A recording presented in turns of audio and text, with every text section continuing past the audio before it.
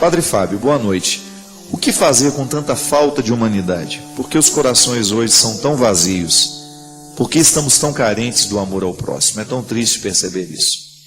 Porque essa semana a gente viu tantas outras notícias também mostrando esse desamor, né? É lamentável, né, que a intolerância esteja tão à flor da pele, né? De repente as pessoas estão na rua, são agredidas covardemente até chegar à morte. Pessoas que às vezes saem para poder se divertir. Não entro nem no mérito da questão, como é que buscam essa diversão, mas ninguém sai de casa para morrer, né? É que as coisas vão acontecendo, às vezes os nossos valores estão tão invertidos, minha gente. É tão difícil hoje a gente ver a juventude não sendo capaz de aprender esse amor. Ainda agora estava vendo também a reportagem lá no Morro do Alemão. O processo de pacificação tem acontecido, graças a Deus. Aos poucos a vida foi voltando ao normal naquele lugar.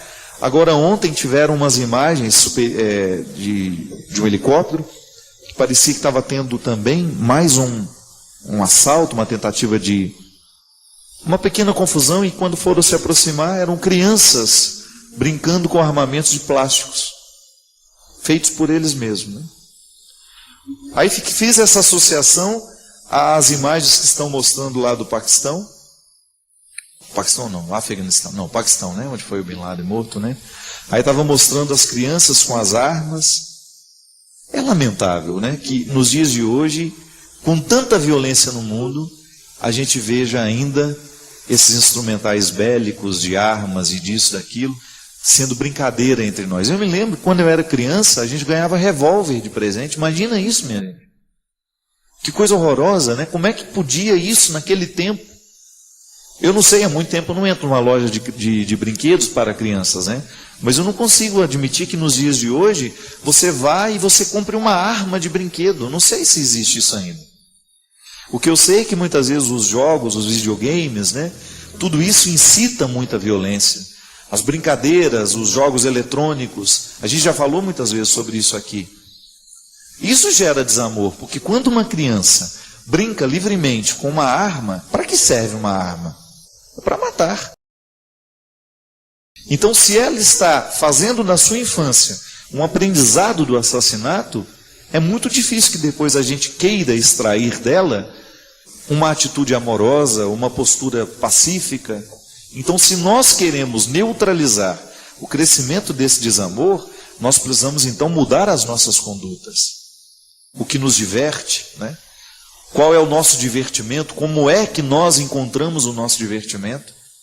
Não é possível a gente ter uma sociedade feliz, uma sociedade harmoniosa, com tantas drogas, com tanto álcool socializado, com esse processo de autodestruição da nossa juventude, sendo o tempo todo motivado através de festas, através de promoções. Então, enquanto a gente estiver buscando esse tipo de divertimento, enquanto a gente estiver oferecendo à nossa alma esse tipo de beleza, entre parênteses, né, de alegria, então é natural que a gente vá cada vez mais mergulhar nesse contexto de desumanização, porque o álcool desumaniza, a droga desumaniza, a prostituição socializada desumaniza, as brincadeiras que geram essa agressividade, isso desumaniza uma criança. E nós precisamos voltar a ensinar a sensibilidade. Nós só podemos diminuir os malefícios desse desamor nos dias de hoje a partir do momento em que nós criarmos uma cultura de paz. A palavra cultura nos impõe muita responsabilidade, né? O que é cultura? É aquilo que você cultiva. Como é que você vai compreender o processo cultural de um povo? Quando você entra dentro dos costumes daquele povo e você começa a identificar o que aquela sociedade cultivou, promoveu e fez crescer. Isso é cultura. Quando a gente diz, nossa, aquela pessoa é muito culta, ela tem muita cultura. O que é? Ela teve muito cultivo, não é? Ela se cultivou muito, ela leu muito, ela procurou conhecer, ela foi curiosa, ela investigou, ela conseguiu trazer para dentro dela uma boa parte do mundo que estava de fora. Como? Através da leitura, através da informação. Então a cultura de paz é um cultivo de todos os dias. Essa intolerância que nós temos notado nos dias de hoje, que perpassa todas as dimensões da relação humana, se isso não for modificado, o nosso mundo vai ficar cada vez mais insuportável, cada vez mais difícil. Nós falamos aqui em outros dias, né?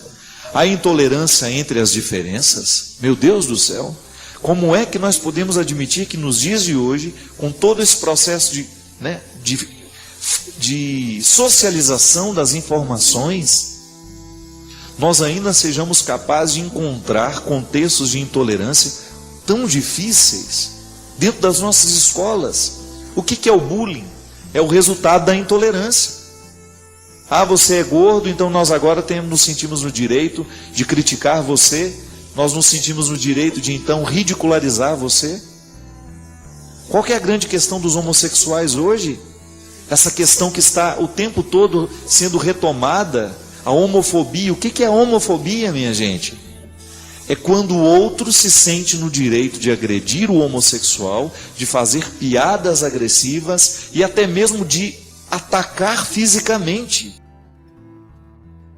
Tudo isso por trás de um discurso moralizante, que quer ser bonito, que quer ser isso, ser aquilo, mas absolutamente desumanizador.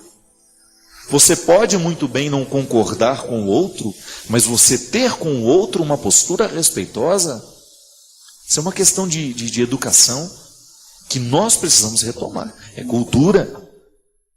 Ainda hoje estava passando, no noticiário da manhã a história das pessoas que ficam desempregadas, não procuram outro emprego porque tem o seguro-desemprego, e ainda quando encontram um novo emprego, não se ficham. Por quê? Porque querem continuar recebendo benefício. Aí o Alexandre Garcia, o comentarista do jornal, estava dizendo assim: é lamentável porque o Brasil ainda funciona assim. É a cultura sempre do proveito. Eu quero aproveitar. Não passa pela minha reflexão de que no momento em que eu assumo uma postura dessa, eu estou desrespeitando os contribuintes que estão dando duro no trabalho e que estão cumprindo com a sua obrigação para que aqueles que estão ali usufruindo desse benefício, usufruam sem a necessidade dele. É a cultura, é o jeitinho brasileiro. Essa falcatrua toda que nós estamos vendo o tempo todo, essa semana, é lamentável a notícia que nós vimos sobre a merenda escolar no país. O que é aquilo? É o jeitinho brasileiro. A gente superfatura aqui e a gente pega o dinheiro por baixo dos panos. Aí o dinheiro que era para beneficiar as nossas crianças dentro das nossas escolas, vai ser desviado para a canalice de muitos políticos. Por quê? Porque existe uma cultura, ou até mesmo uma falta de boa cultura e de bons valores, norteando a nossa ação. Porque eu tenho que ser assim.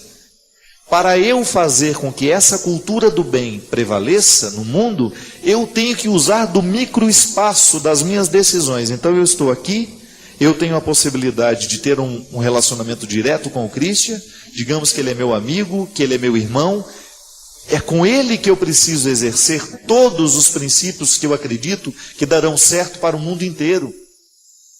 Se eu não sou capaz de aplicar nas pequenas coisas o bem que eu quero para o mundo todo, depois eu não tenho o direito de querer esse bem. Porque a transformação acontece aqui. Então, se eu promovo a guerra, se eu promovo a violência dentro da minha casa, se eu sou agressivo no momento que falo com o meu funcionário, se eu não sou capaz de demonstrar amor aos que trabalham comigo, aos que me são subalternos, eu não tenho condições de esperar que o mundo seja melhor. Se eu não sou capaz de tratar bem as pessoas que me atendem, se eu não sou humilde para estar com os que me atendem da mesma forma, eu não tenho condições de querer um mundo igual. Eu não tenho condições de querer que o mundo seja bom. Porque eu não estou fazendo a minha parte. Como é que eu vou esperar que o mundo aconteça, que o mundo seja transformado, que todo esse conceito de reino de Deus venha a ser aplicado na história, se eu não o promovo no lugar que eu posso promover? Então fica difícil. O mundo ficará assim, essa intolerância, esse desamor vai continuar, enquanto nós não tomarmos as nossas pequenas atitudes que serão capazes de transformar tudo isso. A partir do momento que eu me comprometo com o mundo de fazê-lo melhor, a partir das situações que me são próximas, então, se eu não faço essa transformação acontecer aqui, eu não tenho direito de esperar que o mundo seja. Eu desejo que você, nas suas lutas, você tenha sempre o direito e a possibilidade de retirar os seus excessos, para você ter diante dos seus olhos a sua verdade fundamental, sem exageros, só você. E a partir disso, você reencontrar o caminho da vida. Obrigado pelo seu carinho, pela sua atenção, e que Deus abençoe muito você. Que Deus derrame sobre o seu coração, sobre a sua casa, sobre a sua vida, a disposição que caracterizou o coração de Nossa Senhora, para que, exemplo dela, a gente também possa ser um cristão de verdade, levando sempre Jesus no colo, para apresentá-lo àqueles que ainda não o conhecem. Derrame sobre nós a bênção do Deus Todo-Poderoso, Pai, Filho e Espírito Santo.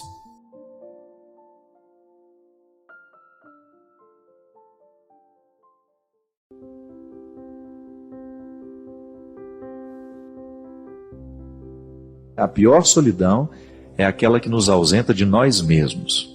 Vamos falar um pouquinho sobre isso, né? Porque às vezes a gente pode estar acompanhado,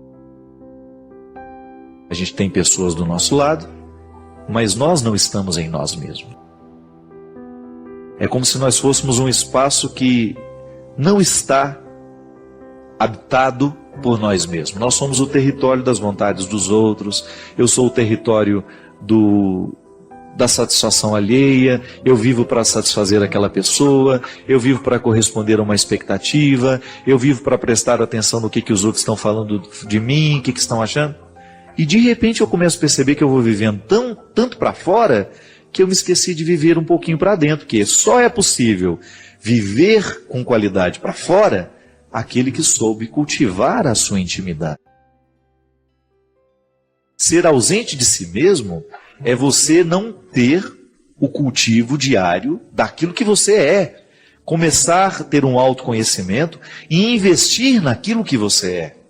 Meu filho, não permita que a sua mãe venha determinar agora o que você vai ser na vida.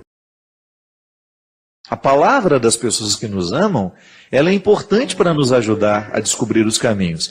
E se verdadeiramente nos ama, vai nos ajudar a descobrir qual é o nosso lugar no mundo. E agora eu quero dizer aqui diretamente aos pais, minha gente, cuidado para que vocês não formatem os filhos de acordo com as insatisfações que vocês tiveram na vida. Aquela velha história. Sempre quis ser pianista. Não fui, agora pôs a minha filha no piano. A pobrezinha fica lá. Dia e noite não sai uma nota bonita. Não sai uma nota harmônica, não é? Não tem gente assim, Cristian? Você pega a gente para ensinar às vezes assim. A pessoa não tem jeito para música. Você olha para o menino, tadinho, que ele está sendo um matadouro para ele. Ah, meu pai, minha mãe quer muito que eu seja músico. Pelo amor de Deus, o sonho é seu. Dê ao seu filho a oportunidade dele descobrir os sonhos dele. E aí entra a sua capacidade de amar, em reconhecer que o seu filho não é você. Não é? Ah, mas aquele rapaz é tão bom para ela. Cuidado. Aquilo que você considera bom para você, pode não ser o que para sua filha realmente vai fazer bem. Não estou falando da relativização de valores, viu, minha gente? Eu estou falando de decisões. De ter possibilidade de escolher o curso que vai fazer, de ter coragem de dizer, olha, estou no 3º ano de tal faculdade e estou descobrindo que esse curso não é para mim. Saia logo, recomece, vá fazer o que você tem aptidão. Porque senão você vai ser aquele profissional que vai fazer direitinho só, mas não vai ser feliz. Vai ter que trabalhar todo dia, porque quem ama o que faz não trabalha nunca. Achei muito interessante, né? Hoje estava lá uma das moças que apresenta o telejornal, aí alguém perguntou para ela assim, se você ganhasse os 70 milhões da Mega Sena de hoje, né? Aí ela disse assim, aí a outra, imediatamente, vai parar de trabalhar, né? Ela, imagina, Eu poderia até fazer boas viagens, ter um pouco mais de oportunidades, mas deixar de trabalhar nunca. E ela falou isso no ar, assim, ao vivo, e eu achei muito interessante a espontaneidade. Ela falou assim, porque isso aqui é a minha vida, eu não consigo pensar a minha vida longe deste trabalho. Então veja bem, isso é ser feliz, é estar satisfeito.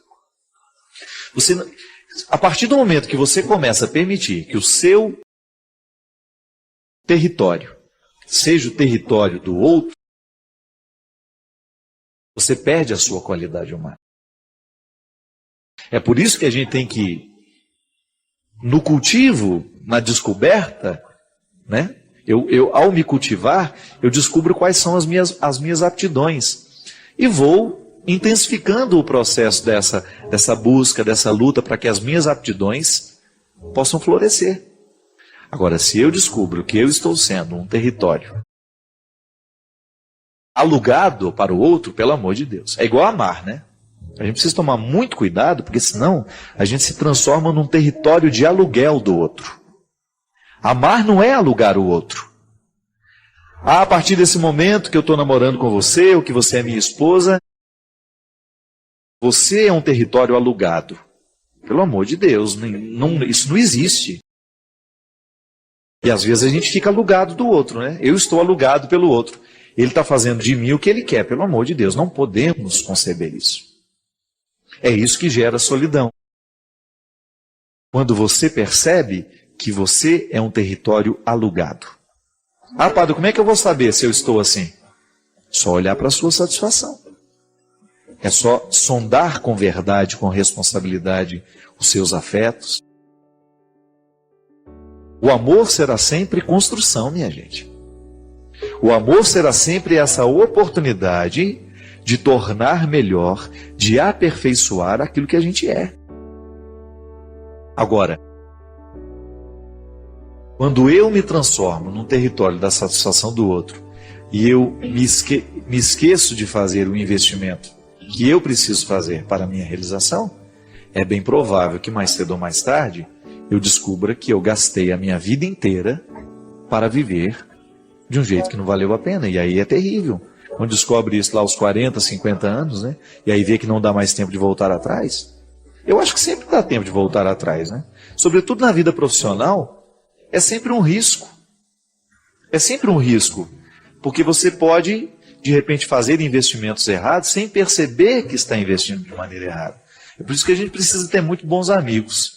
Os bons amigos são aqueles que nos ajudam a esclarecer, a colocar luzes nos caminhos que nós resolvemos seguir. Peça sempre um conselho para as pessoas que verdadeiramente têm consideração por você. Pai, mãe, irmãos, amigos, pessoas próximas. Ah, padre, eu não tenho nenhum referencial dentro de casa.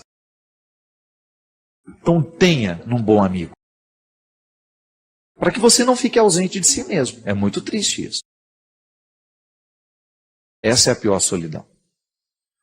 Essa é a pior solidão que nós podemos enfrentar na vida. Quando você descobre que você não se acompanhou. Você foi embora, largou você para trás e foi levando um personagem que você construiu, que você teceu. Não dá. É por isso que Jesus tinha sempre essa habilidade de trazer à tona o que a pessoa é. Por pior que fosse, por mais vergonhoso que fosse, Jesus trazia à tona. O que Jesus trouxe à tona no momento em que encontrou Madalena? A prostituta. A mulher que estava condenada à morte. Mas veja bem, que ao ter coragem de assumir o seu erro, ao ter coragem de assumir a miséria que estava dentro dela, veio junto também a virtude. Ninguém pode ser tão miserável assim que não tenha nenhuma virtude para poder recomeçar. E ali ela descobriu o motivo para recomeçar. Quando ela viu na sua miséria, no avesso daquela miséria, existia uma mulher que desejava ser feliz. Então, ela reconheceu essa solidão.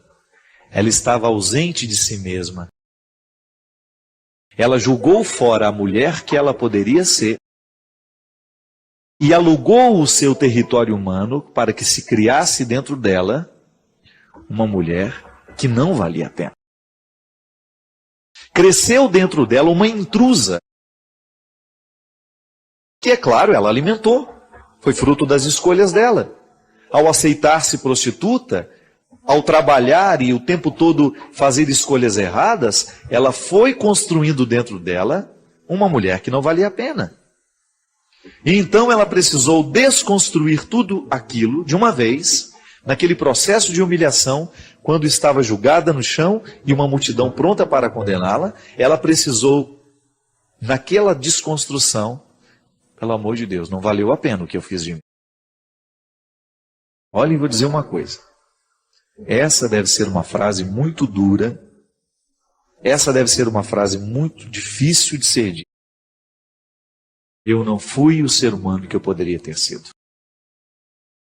Eu não me transformei no ser humano que eu poderia ter sido. E aí faltou coragem? O que faltou? Faltou luz? Faltou alguém que dissesse? Faltou alguém que pudesse nos aconselhar? Nós não vamos prender naquilo que nos faltou. A gente vai se prender hoje naquilo que nós temos.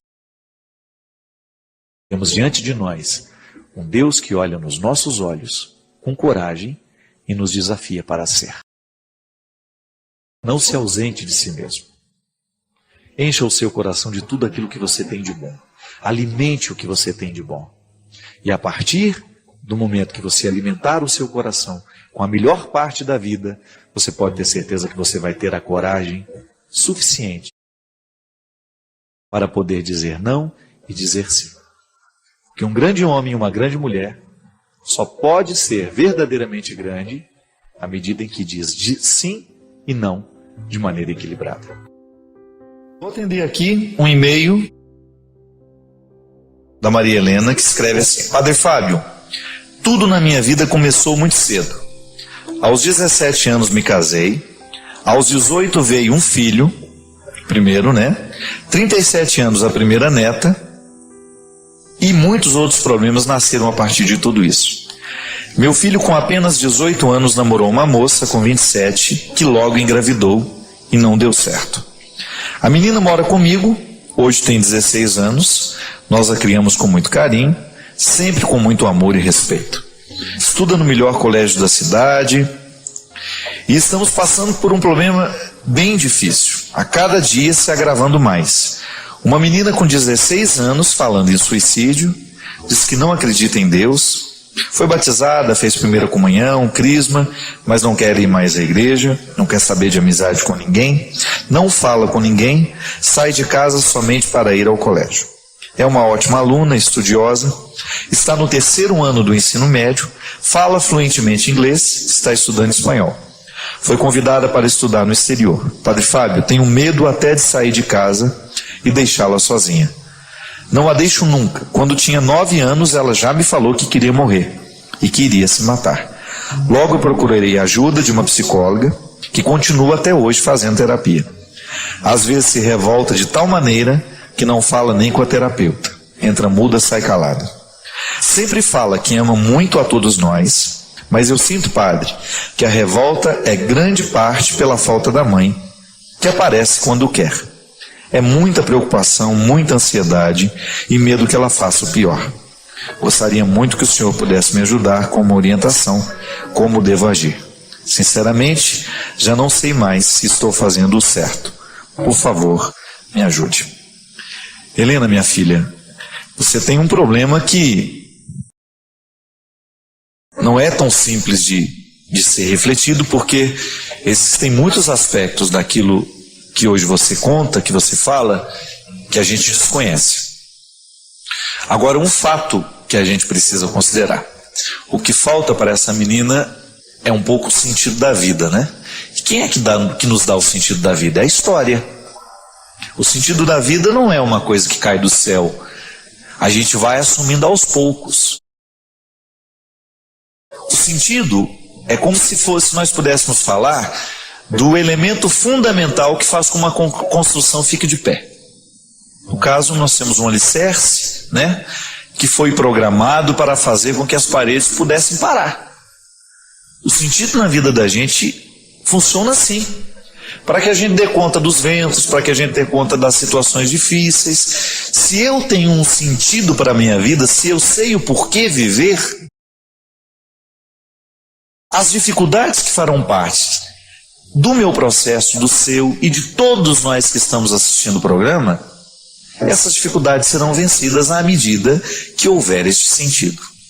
Quando nós falamos que um adolescente, e você disse que ela desde os 9 anos já dava indício de que teria uma tendência ao suicídio, nós estamos falando de alguém que realmente precisa ser orientada.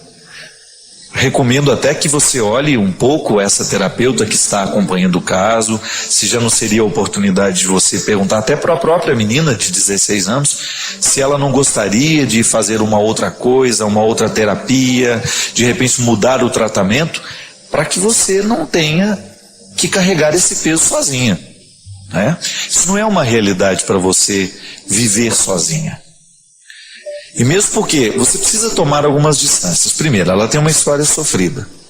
É natural que essa estrutura que lhe faltou, né, de não ter uma mãe por perto, de ter nascido de um casamento que não deu certo, ou sei lá, nem sei se casaram, né? Mas de uma junção que não deu certo, já começa traumatizando. E é por isso, minha gente, que eu aproveito essa oportunidade para dizer: colocar filhos no mundo não pode ser apenas um exercício de biologia, né? Nós precisamos tomar muito cuidado com os filhos que nós colocamos no mundo, porque são os pais os primeiros a estarem comprometidos com a construção do sentido da vida daquela pessoa.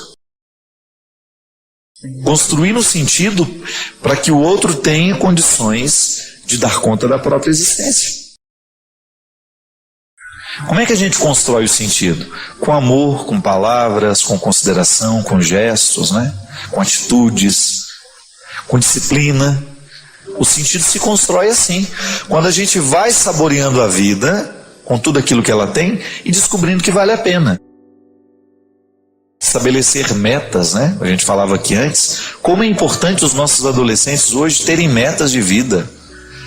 Nós precisamos interferir diretamente no processo educacional dos nossos adolescentes para ajudar na construção desse sentido, porque hoje é lamentável, mas o mundo às vezes extrai esse sentido, retira o sentido da vida desses meninos e meninas muito cedo. Por quê? Por causa do jeito como a gente vive. A própria maneira como eles estão contextualizados na sociedade, né? Muitas vezes tão permissiva, tão irresponsável, tão descomprometida. Então a sua neta não é por acaso. Tratá-la hoje, dos problemas hoje, requer olhar um pouco para a história que ela viveu e tentar descobrir o que dessa história está muito ferido para a gente tentar reconstruir hoje. Quem sabe chamando a mãe dela, tentando uma reaproximação, quem sabe. Nunca é tarde para ser mãe, né? Nunca é tarde para ser filho. E como essa necessidade é vital, nós vamos morrer com necessidade de mãe. É impressionante isso. De vez em quando, né, o barco balança demais. Qual é o primeiro nome que a gente grita? Ô, minha mãe. A mãe representa na nossa vida este amparo existencial. É por isso que, por mais emancipada que esteja a mulher hoje, nos dias de hoje, trabalhando, alcançando um espaço na sociedade, o que eu acho justíssimo,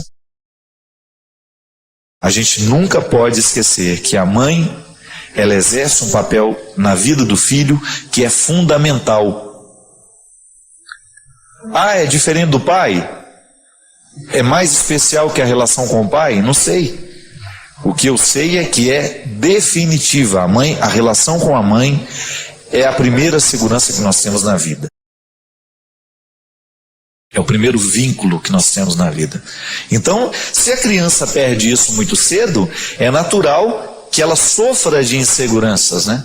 A psicologia nos ensina que a distância que um recém-nascido sofre quando a mãe se ausenta, a criança não sabe lidar com o tempo ainda.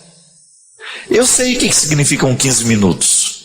Se alguém falar para mim assim, padre, eu estou indo ali, daqui 15 minutos eu volto. Eu sei o que isso significa. Uma criança não. A relação que a criança tem com o tempo é afetiva. E a relação afetiva não racionaliza que em 15 minutos a mãe estará de volta. É por isso que é tão sofrido e gera tantos traumas na vida da criança o distanciamento da mãe numa fase em que ela não sabe pensar sem a mãe. Você pode até não concordar com Freud, você pode não gostar da teoria dele, mas esse homem deixou alguns ensinamentos muito pertinentes para a gente poder assimilar. Um desses ensinamentos é essa estreita ligação com a mãe, que nos coloca numa dependência total e absoluta nos primeiros meses e anos de vida. A mãe é o meu vínculo. Tanto é que Freud dizia que a criança, nessa primeira fase, que é a fase oral, em que a criança quer incorporar tudo pela boca, por que ela morde tudo? Freud dizia que é a incapacidade dela se distinguir como outro. Olha que interessante isso. Um dos aspectos determinantes para a maturidade das pessoas é ela se distinguir do outro. Eu sei que você não sou eu e eu não sou você. A criança não sabe distinguir isso. Por isso ela morde. Ela quer incorporar o mundo pela boca porque ela acha que tudo é extensão dela. Ela não sabe identificar que esse sofá não é ela. Ela incorpora, é por isso ela morde tanto. É a tentativa de incorporar o mundo como se ela fosse o mundo, como se o mundo fosse ela. Então a ausência da mãe gera essa carência. A criança que não sabe identificar a ausência, o tempo que vai durar essa ausência, se traumatiza. É engraçado, minha gente, o adulto que hoje eu sou. Tem tantas coisas no meu jeito de ser hoje que estão diretamente ligadas às ausências da minha mãe na minha vida. E olha que a minha mãe era a mulher que ficava dentro de casa o tempo todo cuidando de nós. Mas é claro que toda criança sofre, e faz parte da vida mesmo. A mãe não pode ficar grudada o tempo todo na criança, precisa ir fazer as coisas. Mas o rompimento desta relação, ela gera traumas muito profundos na vida das crianças. E aí o que a gente vai fazer depois? Está lá o ser humano com problema, deu defeito, né? Com a peça. Não é assim, né, Ivanilson? Quando dá o defeito numa peça, às vezes você olha para aquilo, não está funcionando direito, e agora? Às vezes nós somos igual uma máquina de lavar roupa, dá um defeito e ninguém sabe onde é que está o defeito. Então aí a hora, como na máquina de lavar roupa, a gente pode abrir e identificar onde é que está a peça estragada. Nós não temos esse jeito, senão você já teria aberto seu marido, né? Deixa eu ver por que esse homem dá tanto defeito, gente. Onde é que ele está estragado, né? Não tem umas pessoas que se a gente pudesse, a gente abriria para saber onde é que está o defeito? Confessa que é verdade, tem uns que a gente não vê a hora de cerrar para ver descobrir. O que está errado lá dentro, meu Pai de misericórdia?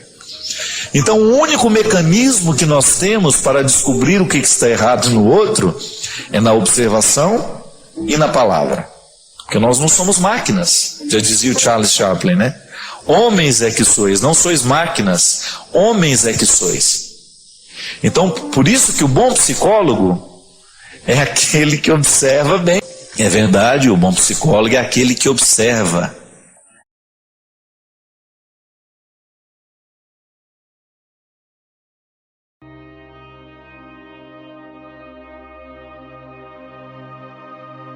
Minha gente, hoje nós temos um evangelho que ele pode ser compreendido de forma superficial, que é resumir a salvação que Jesus vem fazer em crer nele. Poderia muito bem dizer isso. Eu creio em Jesus e já estou salvo, né? Já que a fé nos salva, já que a crença em Deus é uma garantia de salvação, e a gente poderia fazer aqui um discurso que não implicasse tanto, que não descesse tanto as escadarias do conceito de crença. E ficaríamos tranquilos, acreditando que crer em Deus é o suficiente. Mas aí a gente precisa entender que crer é um verbo dinâmico que exige de nós comprometimento. Porque eu posso muito bem resumir a fé em Deus em apenas ter uma formulação teológica cristã, teórica. Eu tenho uma teoria e eu me guio por essa teoria, e essa teoria é tudo aquilo que eu acredito ser importante, ser verdadeiro, e cada um encontra uma forma de crer em Deus. E nós que somos cristãos estamos diante de um texto que nos diz que crer em Deus é importante, é fundamental para que nós sejamos salvos. E o conceito de salvação também é muito amplo, né? Porque nós não podemos pensar somente a salvação como uma realidade que nos será entregue depois da morte. Não. Todo cristão precisa viver em constante estado de salvação. E como é que Deus nos salva? Crendo nele. Tendo nele o referencial que nos guia para encontrar o caminho que nós queremos seguir. Por isso que o conceito de crença, ele é dinâmico, ele é existencial, ele se mistura na vida. Porque crer não significa apenas professar teoricamente uma fé. Crer é você encarnar aquilo que você crê. E no caso do cristianismo, nós só podemos ser cristãos se nós encarnarmos a presença de Jesus, a pessoa de Jesus, que nós encontramos nos sacramentos, que nós encontramos na palavra, que nós encontramos na confissão, na comunhão, que nós encontramos na oração, que nós encontramos na convivência. É um lugar privilegiado da presença real de Jesus, é no outro. Ele disse isso, eu não estou inventando. No final do Evangelho de Mateus, Jesus fala sobre as condições para ser salvo. Visitar quando ele está doente, dar comida quando ele estiver com fome, ser abrigo quando ele estiver descoberto. E os discípulos perguntaram, mas quando foi que nós o vimos com fome? Quando foi que nós o vimos com sede? Quando é que nós o vimos com necessidade de ser abrigado? Aí ele se coloca no lugar do outro e ele diz, toda vez que vocês negaram fazer isto a um menor dos meus irmãos, vocês estão negando a mim. Então veja bem, Jesus se identifica imediatamente, não tem mediação. Onde existir uma pessoa necessitada, seja de saúde espiritual, de saúde física, de alimento espiritual, de alimento material, de abrigo espiritual, de abrigo material, ali Jesus está presente, como está presente aqui na Eucaristia. Mas nós não queremos este comprometimento, isso é demais para nós. Pois é, eu lamento informar que se nós não entendemos ainda isso, nós não cremos. Porque crer não é apenas repetir fórmulas teológicas, não é apenas saber a catequese de cor, é você encarnar a proposta de Jesus. E a proposta de Jesus é que cada um de nós pudéssemos ser, onde estamos, com quem estamos, a sua presença real. Então ele está naquele que ajuda, ele está naquele que recebe. E nós, por excelência, porque somos nele, estamos nele configurados, nós somos seres de comunhão. Crer em Deus é levar o seu desejo para o mundo.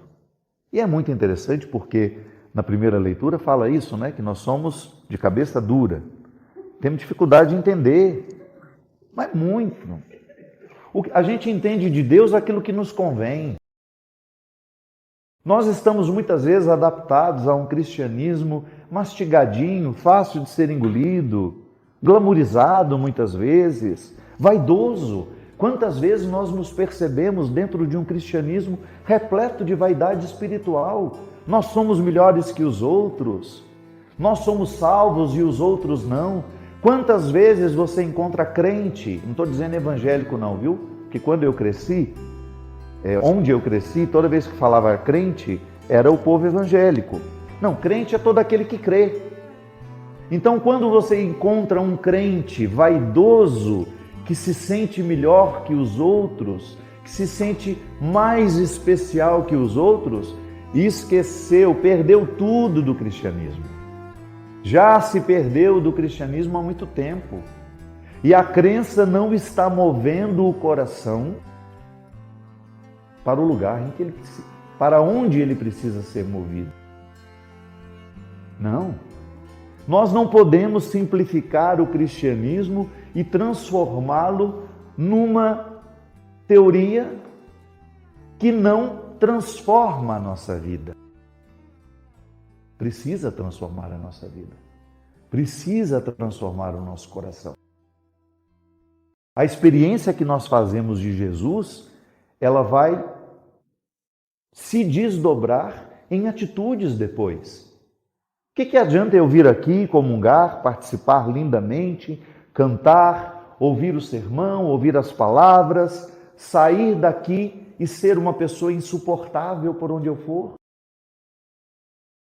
Se eu não sou um ser de comunhão, de que adianta eu participar da Eucaristia, eu ter os meus sacramentos em dia, se no dia a dia eu não diminuo a onda de ódio que está pelo mundo? Eu estou sendo incoerente. Toda vez que eu assumo ser um instrumento do ódio, e é assim que o diabo ganha o seu lugar no mundo, quem legitima o diabo no mundo somos nós. Quando permitimos que as porções diabólicas que são inevitáveis dentro de nós se multipliquem muito mais do que as porções de bondade. Porque todos nós temos as porções de bondade, ninguém é totalmente ruim e ninguém é totalmente bom. Agora, tudo está criando, recriando e multiplicando. Quando eu opto por ser uma pessoa que legitima a presença do ódio no mundo, naturalmente eu estou deixando de legitimar a presença do bem. Não tem como eu fazer as duas coisas. Em algum momento da sua vida, você conseguiu ser uma pessoa boa e ruim ao mesmo tempo? Ao mesmo tempo, não. Às vezes você pode ter tido a oportunidade de, em frações de segundo, passar da maldade para a bondade, ou o contrário também. Da bondade você passa numa fração de segundo à maldade. Por quê? Porque tudo na vida é uma escolha. Até quando nós não escolhemos, é escolha. Infelizmente. Quando eu não estou escolhendo, alguém está escolhendo por mim. Quando eu acho que estou no imperativo da minha vontade, alguém está tomando conta dela. E é justamente isso que tem acontecido. O episódio que é tão recente, do Vini Júnior, sofrendo aquela atitude horrorosa, num estádio repleto de pessoas que saíram de casa para se divertirem. Aquelas pessoas saíram de casa porque elas queriam ver futebol. Tem gente que não tem distração melhor que o futebol. E de repente, quem começou? Certamente foi uma pessoa que deu o primeiro grito racista, preconceituoso, maldoso, diabólico. E aquilo foi ganhando corpo, a ponto de são imagens estarrecedoras. Dá-nos a sensação de que o estádio inteiro está gritando ofensas àquele menino que saiu de casa para jogar o seu futebol. É um exemplo fácil de entender como é que o diabo ganha o poder de agir no mundo. Quando uma pessoa legitima a sua presença e, movido pela maldade, tem atitudes que ferem, que machucam, que traem. E aí isso vai ganhando adeptos, vai gerando conexões.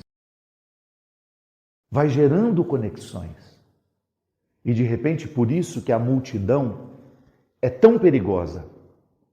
Porque uma multidão, ela pode facilmente se transformar num instrumento de ódio. O contrário também é verdadeiro. De repente faltou no meio daquela multidão alguém que gritasse o diferente, que gritasse um elogio, e que outras pessoas começassem a gritar um elogio àquele menino. Mas não. Infelizmente, naquele momento, o que prevaleceu, o que venceu, foi o ódio, foi o preconceito, foi o racismo. E nada nos empobrece mais do que como pessoas do que nós nos sentirmos superiores às outras. Inclusive religiosamente, que é justamente o que nos fala aqui. Por que eu estou dizendo isso? Porque muitas pessoas creem em Deus, não do mesmo jeito que nós, não com a mesma intensidade que nós, e às vezes já alcançaram resultados muito melhores do que nós.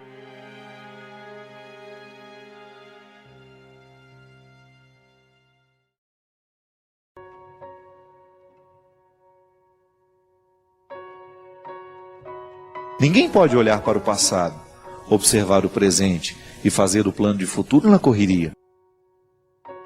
E é por isso que a vida cristã combina com reflexão, né? Nós não podemos ser um cristão qualificado se a gente não reflete a própria vida. Então, tenha calma com você. Se você tem dificuldade com as pausas, exercite-se nelas.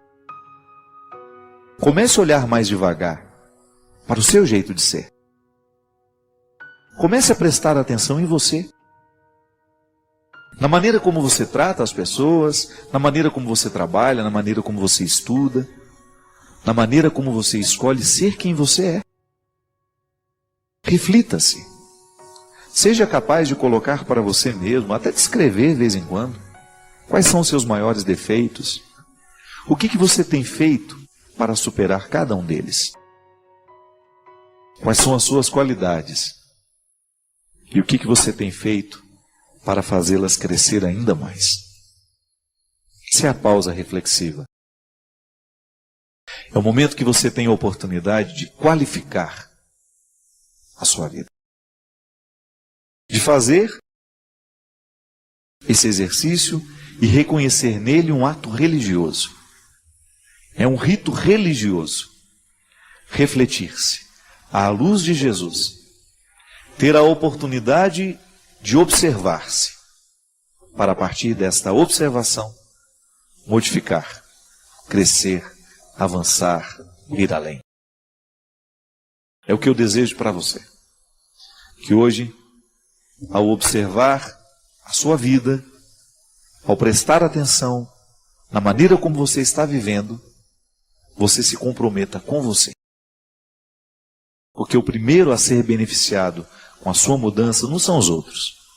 Os primeiros não serão os outros. O primeiro a ser beneficiado com tudo aquilo que você vai se proporcionar, mudar, ser melhor, é você mesmo.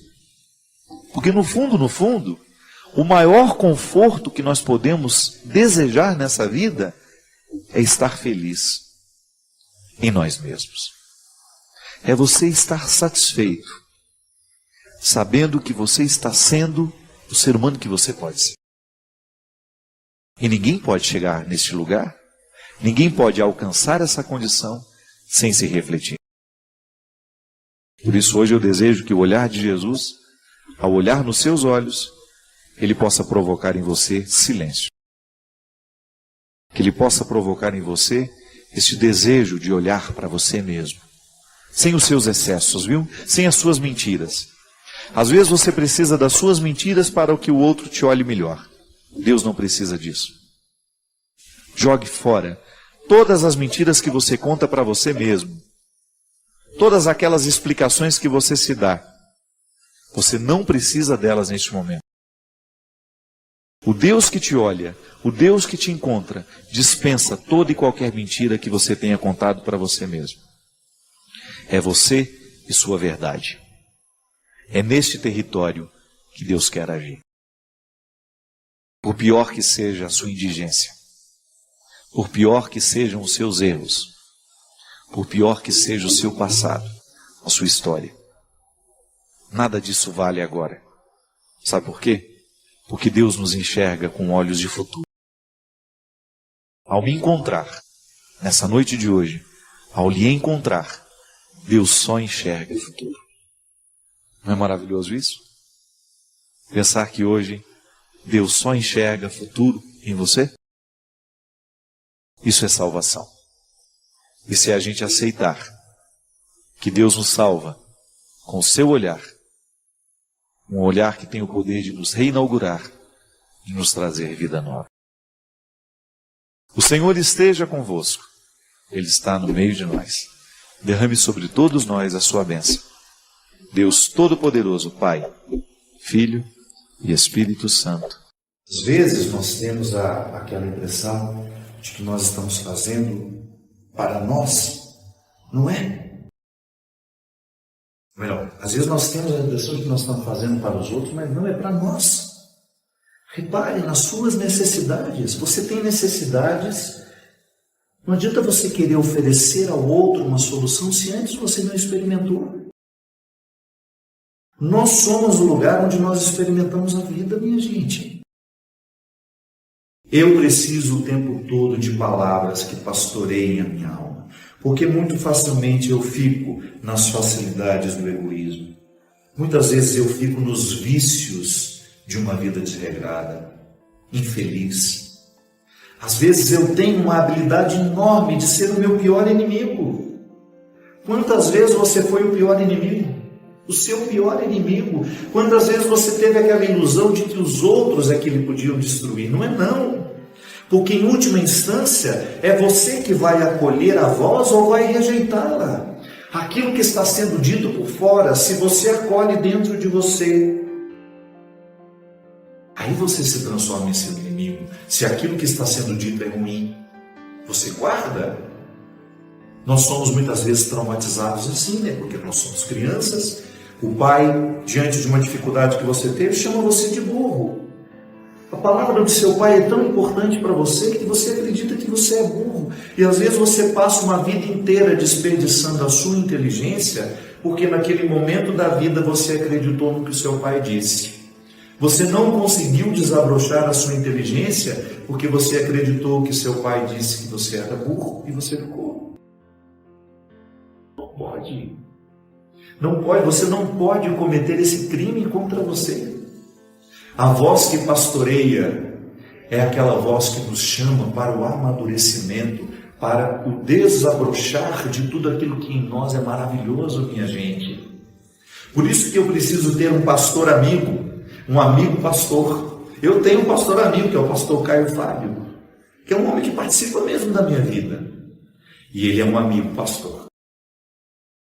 Eu trouxe para a minha vida, pela autoridade espiritual que ele tem, um homem que eu conheço, que eu identifico muito próximo da verdade, da sabedoria evangélica, e eu quero ele comigo, porque ele é meu amigo.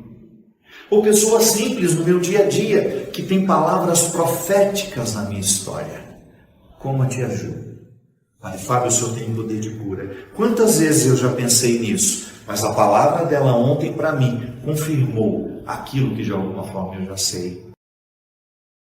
Preste atenção no que os que te amam lhe dizem. Você pode observar que muitas destruições acontecem na nossa vida quando nós paramos de ouvir as pessoas que nos amam. Ou quando nós trocamos, deixamos de ouvir as pessoas que nos amam para ouvir aqueles que acabaram de chegar. Quantas vezes nos nossos relacionamentos a gente se destrói porque a gente deixou de ouvir as pessoas que nos amam? A infidelidade entre casais acontece muito nesse momento, quando a gente deixa de ouvir o outro, quando a voz do outro deixa de acordar o significado que a gente sabe que ele tem na nossa vida.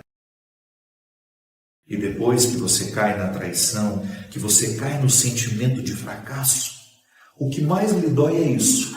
Em algum momento eu ouvi. Em algum momento eu ouvi muito mais a voz que não me amava. E ao ouvir a voz que não me amava, eu me transformei num ser humano que eu não gostaria de ser. Infiel, trapaceador, incapaz de viver o que há de mais sólido e bonito dentro das relações que eu estabeleci.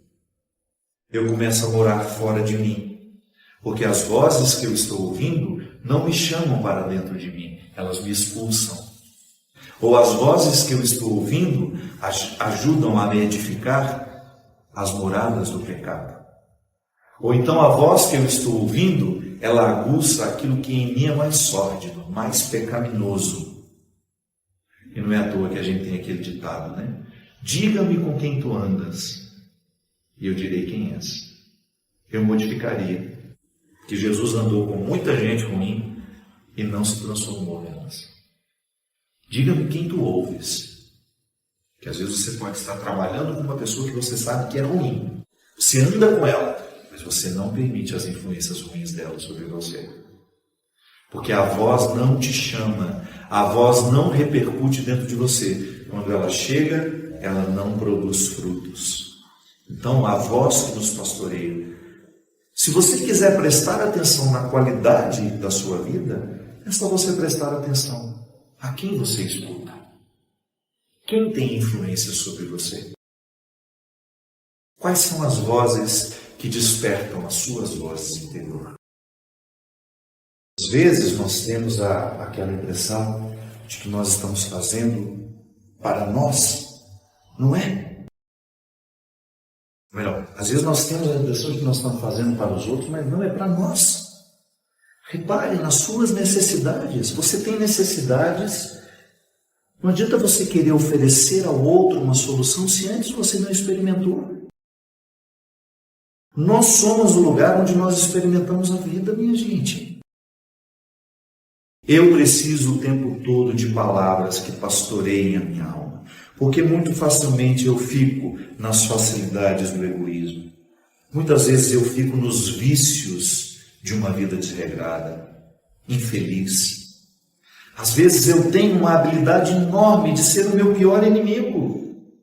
Quantas vezes você foi o pior inimigo? O seu pior inimigo. Quantas vezes você teve aquela ilusão de que os outros é que lhe podiam destruir? Não é não. Porque em última instância é você que vai acolher a voz ou vai rejeitá-la. Aquilo que está sendo dito por fora, se você acolhe dentro de você, aí você se transforma em seu inimigo. Se aquilo que está sendo dito é ruim, você guarda. Nós somos muitas vezes traumatizados assim, né? Porque nós somos crianças. O pai, diante de uma dificuldade que você teve, chama você de burro. A palavra do seu pai é tão importante para você que você acredita que você é burro. E às vezes você passa uma vida inteira desperdiçando a sua inteligência, porque naquele momento da vida você acreditou no que o seu pai disse. Você não conseguiu desabrochar a sua inteligência porque você acreditou que seu pai disse que você era burro e você ficou. Não pode. Não pode, você não pode cometer esse crime contra você. A voz que pastoreia é aquela voz que nos chama para o amadurecimento, para o desabrochar de tudo aquilo que em nós é maravilhoso, minha gente. Por isso que eu preciso ter um pastor amigo, um amigo pastor. Eu tenho um pastor amigo, que é o pastor Caio Fábio, que é um homem que participa mesmo da minha vida. E ele é um amigo pastor. Eu trouxe para a minha vida, pela autoridade espiritual que ele tem, um homem que eu conheço, que eu identifico muito próximo da verdade, da sabedoria evangélica, e eu quero ele comigo, porque ele é meu amigo. Ou pessoas simples no meu dia a dia, que tem palavras proféticas na minha história, como a tia Ju. Pai Fábio, o senhor tem poder de cura. Quantas vezes eu já pensei nisso, mas a palavra dela ontem para mim confirmou aquilo que de alguma forma eu já sei. Preste atenção no que os que te amam lhe dizem. Você pode observar que muitas destruições acontecem na nossa vida quando nós paramos de ouvir as pessoas que nos amam. Ou quando nós trocamos, deixamos de ouvir as pessoas que nos amam para ouvir aqueles que acabaram de chegar. Quantas vezes nos nossos relacionamentos a gente se destrói porque a gente deixou de ouvir as pessoas que nos amam? A infidelidade entre casais acontece muito nesse momento, quando a gente deixa de ouvir o outro, quando a voz do outro deixa de acordar o significado que a gente sabe que ele tem na nossa vida. E depois que você cai na traição, que você cai no sentimento de fracasso, o que mais lhe dói é isso. Em algum momento eu ouvi. Em algum momento eu ouvi muito mais a voz que não me amava. E ao ouvir a voz que não me amava, eu me transformei num ser humano que eu não gostaria de ser. Infiel, trapaceador, incapaz de viver o que há de mais sólido e bonito dentro das relações que eu estabeleci. Eu começo a morar fora de mim, porque as vozes que eu estou ouvindo não me chamam para dentro de mim, elas me expulsam. Ou as vozes que eu estou ouvindo ajudam a me edificar as moradas do pecado. Ou então a voz que eu estou ouvindo, ela aguça aquilo que em mim é mais sórdido, mais pecaminoso. E não é à toa que a gente tem aquele ditado, né? Diga-me com quem tu andas, e eu direi quem és. Eu modificaria que Jesus andou com muita gente ruim e não se transformou nelas. Diga-me quem tu ouves. Que às vezes você pode estar trabalhando com uma pessoa que você sabe que é ruim. Você anda com ela, mas você não permite as influências ruins dela sobre você. Porque a voz não te chama, a voz não repercute dentro de você. Quando ela chega, ela não produz frutos. Então, a voz que nos pastoreia. Se você quiser prestar atenção na qualidade da sua vida, é só você prestar atenção a quem você escuta. Quem tem influência sobre você? Quais são as vozes que despertam as suas vozes interior?